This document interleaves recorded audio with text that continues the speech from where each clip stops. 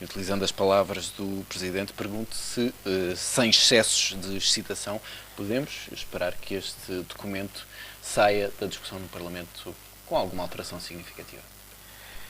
Não, eu creio que, boa tarde, antes de mais, eu creio que, obviamente, havendo a maioria que existe no Parlamento e estando os partidos que sustentam o Governo amarrados à sua missão de fazer aquilo que a Troika lhes manda e não tendo qualquer outra ideia para o país, eu acho que se deve assinalar que nós temos um Governo que, pura e simplesmente, não governa, desde há 2 anos para cá, não há um plano para o desenvolvimento da economia, não há um plano para as pescas, não há um plano para a agricultura, não há um plano para a indústria, não há plano para coisa nenhuma. Há pura e simplesmente sacar dinheiro aos portugueses porque a Troika manda entregar aos credores, ou isto é, à banca, e portanto não é de esperar que haja qualquer alteração significativa. Embora eu julgo que há 2 coisas importantes, aliás 3, muito rapidamente devem ser assinaladas a este respeito. Primeiro ponto, o papel que o Presidente da República está a desempenhar.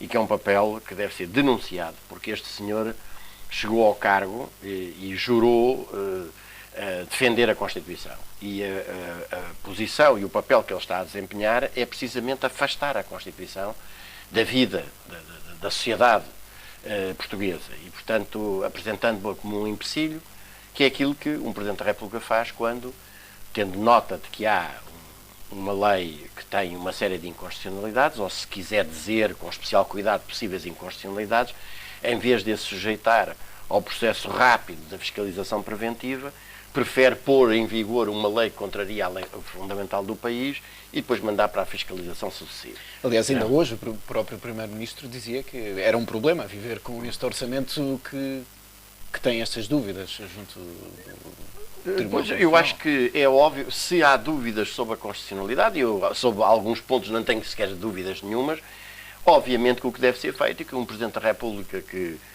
esteja à altura do cargo e que cumpra com as funções que é defender a Constituição, deve remeter à Constituição. Portanto, o Cavaco Silva é não apenas o principal sustentáculo deste Governo em funções, como é o principal responsável pelo afastamento da Constituição e pela imposição de um verdadeiro estado de sítio em que nós estamos a viver. E é preciso dizer que o que está aqui em causa é uma contra-revolução em curso. Que quem conhece a história sabe que foi assim que as ditaduras, designadamente na Europa, dos anos 30, surgiram na sequência, digamos, da grande crise de 1929. Nos Estados Unidos isso não aconteceu, mas nos países europeus os Hitlers chegaram ao poder exatamente através deste tipo de processos, primeiro paulatinos, até que a determinada altura, digamos, que assumem claramente essa função. Nós temos hoje uma ditadura económica e financeira e estão-se a desenvolver todos os gérmenes de uma ditadura política. O segundo ponto é o de assinalar, de facto, que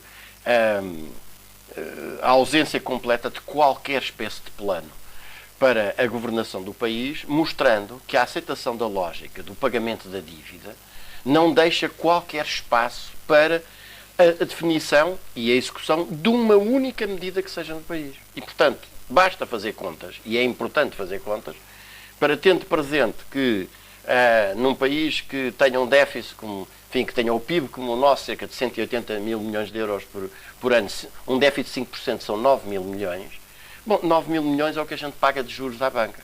Se a isso somarem agora os encargos relacionados com as PPPs e com as rendas excessivas de eletricidade e dos setores energéticos, mais os BPNs e mais os swaps, nós vemos que, de facto, a aceitação da lógica do pagamento da dívida, de uma dívida que é impagável e que não faz outra coisa que não seja aumentar cada mês que passa, não deixa nenhum espaço para aplicar qualquer programa de desenvolvimento do país. E, portanto, o que nós temos aqui é um orçamento, como já disse na semana passada e volto a dizer, não é um orçamento, é um plano de genocídio fiscal relativamente ao pouquíssimo que resta dos rendimentos, em particular dos escalões intermédios da sociedade, visto que os trabalhadores já reviraram completamente os bolsos. Mas acha que é possível aliviar essa carga? Não, tem sido essa, pelo menos, o sinal que chega até mesmo dos partidos da maioria. Sim, mas isso é política. Há uma técnica que quem seu atividade política antes do 25 de Abril conhece muito bem, que é do pido mau e do pido bom. O pido mau batia, torturava, e depois aparecia o pido bom a dizer, se tu falares, isto não é tão mau, etc. E tal. E, portanto, este governo tem seguido sistematicamente a técnica de deixar escorregar ou avançar com um conjunto de medidas totalmente terroristas e péssimas, para depois, num ou noutro ponto, eventualmente fazer um ajuste milimétrico que não altera nada a essência das medidas e tentar fazer criar nas pessoas a ideia de que, bom, isto apesar de tudo é um bocadinho menos péssimo do que aquilo que tinha sido inicialmente apresentado, e eu até acho bem, quando o que está aqui em causa, de facto, é um ataque sem precedentes aos rendimentos do trabalho, deixando incólumes exatamente, ainda e uma vez mais e sempre, os rendimentos do capital. Portanto, o que nós temos aqui é mais do mesmo, com uma coisa, é que não chega. E é preciso sempre acentuar isto. Os senhores que defendem este caminho têm de dizer onde é que vão buscar os 25 mil milhões de euros para pagar os empréstimos que se vencem no próximo ano, mais aqueles encargos que eu referi há bocado. Onde é que vão buscá-lo? A que bolsa é que vão buscá-lo a seguir? E, portanto, eu só vejo uma última medida que é ir em cima dos depósitos dos depositantes. E, portanto, aqueles que passam a vida a abanar o espantalho de uma medida, das consequências que uma medida cada vez mais se impõe, porque seria a recuperação da nossa soberania económica, como é o euro, que seria a desvalorização da moeda, etc. e tal, vão aparecer nessa altura a dizer que não há mal nenhum em ir em cima dos depósitos, enfim, da classe média, porque o trabalhador já não tem depósitos bancários, e ir lá sacar 20% ou 30% desses depósitos para uma vez mais cumprir os ditames da Troika. Isto, evidentemente, se a gente não põe cobre a isto, daqui a um ano não temos país. E, portanto, a tarefa de mandar este governo embora e o Presidente da República que o sustenta embora é uma tarefa cada vez mais urgente. Já não é só um direito cívico dos cidadãos que têm a espinha vertebral direita. É um dever cívico de salvação do país. Em relação a esta reforma do Estado, está de facto a começar-se pelo telhado.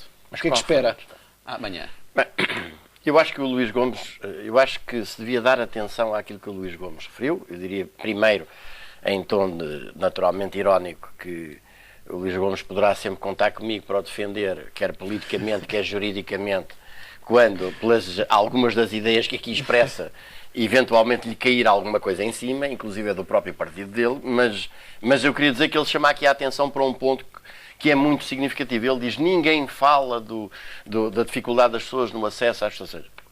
Há muita gente que fala. E há alguns partidos que falam, designadamente o meu. Não se ouve.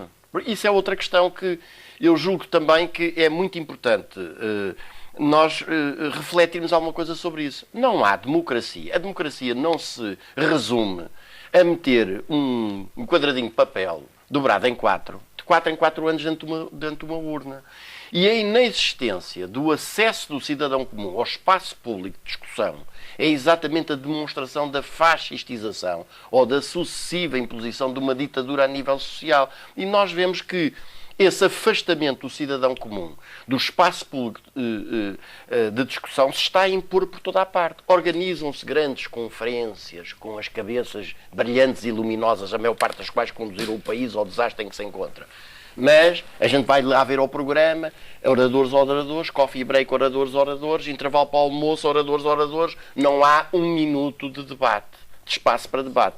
As faculdades, as universidades, que deveriam ser exatamente um ponto de resistência a esta situação, e estão exatamente a impor a mesma lógica. Isto é, o cidadão comum não tem nenhuma possibilidade real de confrontar, e não é aquelas palhaçadas daquele programa na RTP com o Primeiro-Ministro desmontado, etc. e tal. Eu estou a dizer o cidadão comum poder confrontar os seus dirigentes, desde os locais aos centrais, sobre, de facto, as questões que o afligem no dia-a-dia. Isso desapareceu completamente, e o que aparece nos grandes órgãos de comunicação de massas é unicamente os defensores do pensamento único. Portanto, para esses, evidentemente, não há problemas de saúde, não há problemas do país estar a envelhecer continuamente, e ainda hoje, ou ontem, vieram novos dados que demonstram um abaixamento demográfico de um país que já tem um processo de envelhecimento da população gravíssimo.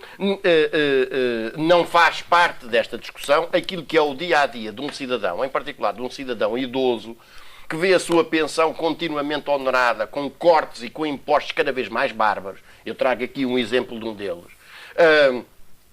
Do que é hoje a massa de impostos e de descontos e de coisas que são impostos disfarçadas de contribuições, como a contribuição especial de solidariedade, etc., e que ainda por cima depois é agravada por outras medidas tomadas por este governo, como seja, por exemplo, essa lei terrorista das rendas, que vai mandar para a rua uns milhares e milhares de pessoas. E, portanto, hoje os aumentos de situações de desespero, os casos de depressão, os suicídios, ninguém fala sobre isso. Nós estamos numa situação igual à que se vivia antes do 25 de Abril, onde isso eram temas tabus, porque era subversivo falar sobre essa matéria. Portanto, isto é um ponto muito importante. A imposição, o acesso do cidadão ao espaço público de discussão, que hoje cada vez menos existe. Onde é que acha que isso vai deixar o país? E até julgando pelas últimas manifestações que foram convocadas ao longo do último mês, que não terão tido a expressão que tiveram há cerca de um ano. Bom, eu acho que, quanto às manifestações, apesar de tudo, eu quero dizer o seguinte. As manifestações não é uma coisa que se veja ao quilo. Isto é, as relações, os fenómenos sociais vêm-se pela relação. Também o Marcelo Caetano, pouco tempo antes do 25 de Abril, também tinha tido uma grande manifestação de apoio. O que interessa aqui, sobretudo, é a relação de forças que existe. E esta manifestação que se realizou não foi apenas uma, foi por uma série de cidades do país e teve características muito curiosas, designadamente o de afirmar com toda a clareza o objetivo do derrubamento do governo e ter erigido como alvo das críticas o Presidente da República devido à posição que ele está a assumir como sendo o principal arite nessa destruição da democracia. Onde é que isto nos leva? A história mostra-nos onde é que isto nos leva. Quer dizer, nós calar-nos perante este processo de aniquilamento sucessivo daquilo que efetivamente define a democracia leva à imposição das ditaduras. E a ditadura não tem que ser uma série de soldados de metralhadora à porta de um palácio qualquer. A ditadura vai-se impondo. Agora, o que nós vamos ter, dentro de pouco tempo no Parlamento, é uma lei a dizer que a Constituição diz que, e chama a atenção para isto, as candidaturas a qualquer processo eleitoral, o princípio eleitoral básico é, como de qualquer democracia, a igualdade de tratamento e a igualdade de oportunidades das candidaturas, mas esse princípio é um bocado difícil de concretizar, portanto, há candidaturas de primeira e candidaturas de segunda, agravando ainda mais a dificuldade das vozes que não são as vozes do poder conseguirem fazer-se ouvir numa campanha e, portanto, conseguirem ser eleitos. E, portanto, nós estamos perante um processo de fascistização progressiva da nossa sociedade, onde é possível, por exemplo, começarem a aparecer alguns fenómenos. A gente olha para a Europa e vê a Europa toda a virar à direita. Mas também olha aqui para Portugal e vê aparecer petições a exigir a expulsão dos ciganos e a destruição das casas e dos acampamentos onde eles se encontram ao pior estilo do Terceiro Reich. E, portanto, isto são tudo sintomas, de facto, de onde é que conduz o processo neste momento é dirigido pelo Sr. Cavaco Silva. Portanto, defender a liberdade, defender a democracia passa neste momento por correr com aquele senhor.